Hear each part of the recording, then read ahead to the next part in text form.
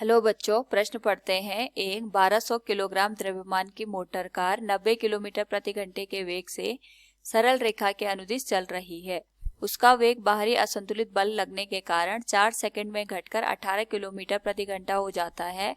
Motor car पर लगने वाले बल का परिमाण क्या होगा? तो यहाँ पे 4 विकल्प दिए गए हैं। तो सबसे पहले हम यहाँ पे मुख्य अवधारणा का प्रयोग करेंगे और हमारे पास जो मुख्य अवधारणा है वह है किसी वस्तु पर लगाया गया बल। तो जो बल होता है यह द्रव्यमान और त्वरण के गुणनफल के बराबर निकल के आता है। तो इस स्थिति में अगर हम देखें तो हमारे पास एक मोटर कार है। तो मोटर कार का जो द्रव्यमान है ये 1200 किलोग्राम के बराबर दे रखा है। तो हम लिख सकते हैं मोटर कार का द्रव्यमान ये हो जाएगा m बराबर 1200 किलोग्राम के बराबर, और इसका जो वेग है इस पे हम असंतुलित बल लगा रहे हैं।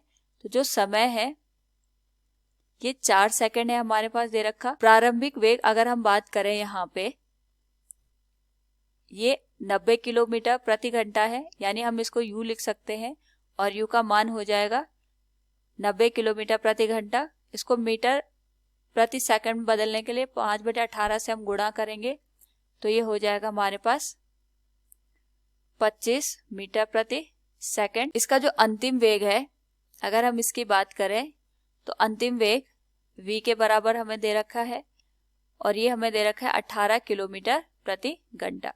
इसको मीटर प्रति सेकंड में परिवर्तित करने के लिए 5/18 से गुणा करेंगे तो ये हमारे पास आ जाएगा 5 मीटर प्रति सेकंड के बराबर। अब इस स्थिति में हमसे लगाए गए बल का मान पूछा गया है और हम जानते हैं बल होता है द्रव्यमान गुणा त्वरण। तो सबसे पहले अगर हम बात करें यहाँ पे त्वरण की, तो त्वरण को निकालने के लिए गति का हम पहला समीकरण प्रयोग कर सकते हैं और हम यहाँ पे लिख सकते हैं गति के पहले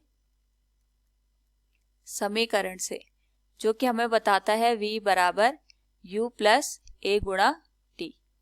और यहाँ पे v अंतिम वेग है, u प्रारंभिक वेग है, a त्वरण है और t समय। तो जो हमारे पास यहाँ पे v है इसका मान 5 है, u का मान हमने 25 मीटर प्रति सेकंड रखा है, a का मान हमें निकालना है और समय हमारे पास 4 सेकंड के बराबर दे रखा है। तो जो हमारे पास 4 गुणा a आएगा ये हो जाएगा 25 माइनस 5 20 और a का मान आ जाएगा -5 मीटर प्रति सेकंड का वर्ग।